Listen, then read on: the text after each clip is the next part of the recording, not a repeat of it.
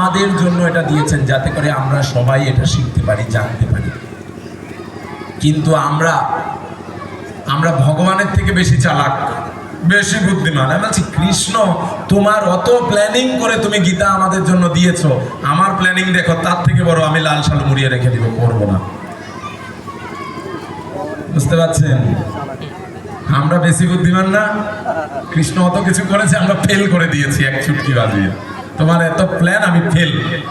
হ্যাঁ, তাহলে দেখুন, এর জন্যই আমাদেরকে কৃষ্ণের সঙ্গে চালাকি করে আমরা কোনোদিন পারবো না। বুঝতে পারছেন? চালাকি করে পারবো? আমাদের এই যে নৃসিংহদেব, চেনেন নৃসিংহদেবকে? তো হিরণ্যকশ্যপ খুব চালাক, এই চালাকি করছে ভগবানের সঙ্গে যে ভগবান ব্রহ্মা আমাকে বর দাও, আমি দিনে মরবো না, রাত্রে মরবো না, ঘরে মরবো না, বাইরে মরবো না, মানুষ মারবে না, পশু মারবে না, অস্ত্র মারবে না, শস্ত্র মারবে না, আকাশে মরবো না, রাত্রে পাতালে মরবো না, জলে মরবো না, তোমার সৃষ্টির কোনো জীব আমাকে মারতে পারবে না, সব কিছুতে মরবো না, মরবো না, মরবো না, মরবো না। ব্রহ্মা বলছে তথাস্তু। আর এ ভাবছে আমি অমর হয়ে গেছি। কৃষ্ণ বলছে তুমি কত বড় প্ল্যানার, তোমার থেকে বড় প্ল্যান আমার কাছে আছে। হ্যাঁ, সে এমন একটা রূপ নিয়েছে, বলছে মানুষও মারবে না, পশুও মারবে না। সে নরসিংহ রূপ নিয়েছে। না মানুষ বলা যায় না পশু। ঘরেও মরবে না, বাইরেও মরবে না, দুয়ারে মেরেছে। দিনে মরবে না, রাত্রে মরবে না, সন্ধ্যায় মেরেছে। আকাশে মরবে না, পাতালে মরবে না, নিজের উরুদয়ের উপর রেখে মেরেছে। বলছে অস্ত্রও মারবে না, শস্ত্র মারবে না, নখ দিয়ে মেরেছে। তোমার সৃষ্টির কোনো জীব আমাকে মারতে পারবে না। তাই তো জীব নয়, স্বয়ং ভগবান। তো ভগবানের থেকে চালাক কেউ হতে পারে? আমরা যদি চালাকি করি, যে জায়গায় আমরা চালাকি করছি ওই জায়গায় আমরা ঠকবো। বুঝতে পারছেন? অনেক সময় আমাদের বাবা মা আমাদেরকে পড়তে বলে, ভালো করে পড়, ভালো করে পড়িস। আমরা ভাবছি মাকে ফাঁকি দিই। মাকে বলছে মা পড়ে নিয়েছি, সব শিখে নিয়েছি। ওই ফাঁকিতে কে পড়বে? কে পড়বে? কার লস হবে তাতে? এইরকমই না, কৃষ্ণ আমাদেরকে দিয়েছে উপদেশ। আমি যদি অনশোনা করি, আমি যদি না শুনি, না পড়ি, লস আমাদেরই। এই গীতা হচ্ছে মানুষ্য জীবনকে পরিচালনা করার একটা গাইড বুক। কিভাবে মানুষ্য জীবনকে চালাতে হয়, নিয়ম নীতি এইখানে আছে। এমনিতেই আমরা মানুষ হিসাবে জন্মগ্রহণ করেছি বলে কিছু নিয়ম আমরা সবাই পালন করি না? তো এই নিয়মগুলো কিরকম না, আমার যার যেটা ভালো লাগে সেটাই আমরা নিয়ম করছি।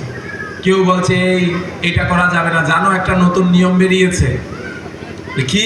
চৌরাস্তার মাথায় ছেলের মা গিয়ে একটা করে রুটি দিয়ে আসতে হবে শনি মঙ্গলবারে। আর হুড় করে যত ছেলের মা আছে সবাই গিয়ে চৌরাস্তার মাথায় রুটি দিয়ে আসছে। কোথার থেকে যে নিয়মটা আসছে, কে যে বলেছে, কোন শাস্ত্রে যে লেখা আছে, কোনো বিচার আমরা করি না, ঠিক না? যে যেটা বলে এটাই করি। বুঝতে পারছেন? তো এইগুলো নিয়ম আমরা পালন করে কোনো লাভ হবে না। কারণ এটার আদৌ কি এটার কোনো শাস্ত্রীয় যুক্তি আছে? এই বিচারটা আমাদের করতে হবে। কেউ বললো ওই চিল তোর কান নিয়ে চলে গেছে, আমরা কি চিলের পিছনে ছুটবো না কানে হাত দিয়ে দেখবো? কি করবেন? কি করবেন বলুন? হরে কৃষ্ণ।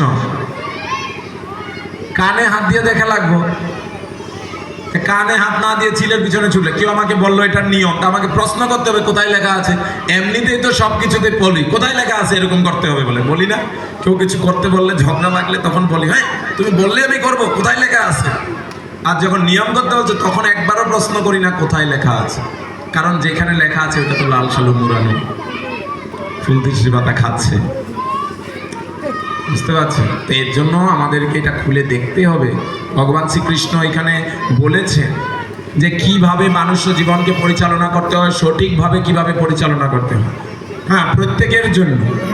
একজন ডাক্তার কিভাবে ভালো ডাক্তারি করবে, একজন গৃহস্থ সে গৃহে থেকে কিভাবে মানুষ্য জীবনকে পরিচালনা করবে, একজন ব্যবসায়ী লোক সে কিভাবে ব্যবসায়ী করবে, একজন স্টুডেন্ট ছাত্র সে কিভাবে ছাত্র জীবনে চলবে, সেই সমস্ত কথা ভগবান এই গীতাতে দিয়েছে।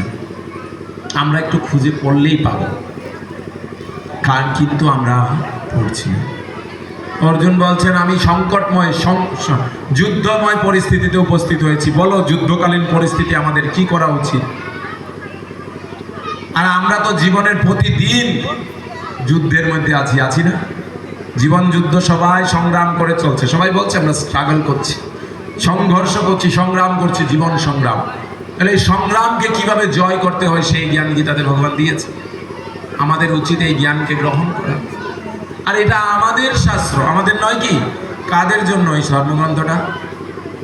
কাদের এটা? গরু, ছাগল, কুকুর, বিড়ালে পড়তে পারবে? কারা পড়বে? কারা পড়বে? মাঝে মধ্যে একটু বলবেন, আমার মনে হচ্ছে সব ঘুমিয়ে পড়লেন নাকি। কাদের জন্য এটা? কারা পড়বে? মানুষ। মানুষের মধ্যে তো অনেক রকম মানুষ আছে। অনেক মানুষ আছে যারা নাস্তিক, যারা ভগবান টগবান মানে না, শাস্ত্র মানে না। আর যারা আছে আস্তিক, যারা শাস্ত্র মানে। তো কারা পড়বে? নাস্তিকেরা পড়বে না আস্তিকেরা? আস্তিকেরা পড়বে। এবার যারা আস্তিক তাদের মধ্যেও ভাগ রয়েছে, বিভিন্ন ধর্মাবলম্বী রয়েছে। হ্যাঁ, হিন্দু, মুসলমান, খ্রিস্টান, জৈন, হ্যাঁ, জিউস, পার্সি, এরকম অনেক ধর্ম রয়েছে। গীতাটা কারা পড়বে? হিন্দুরা।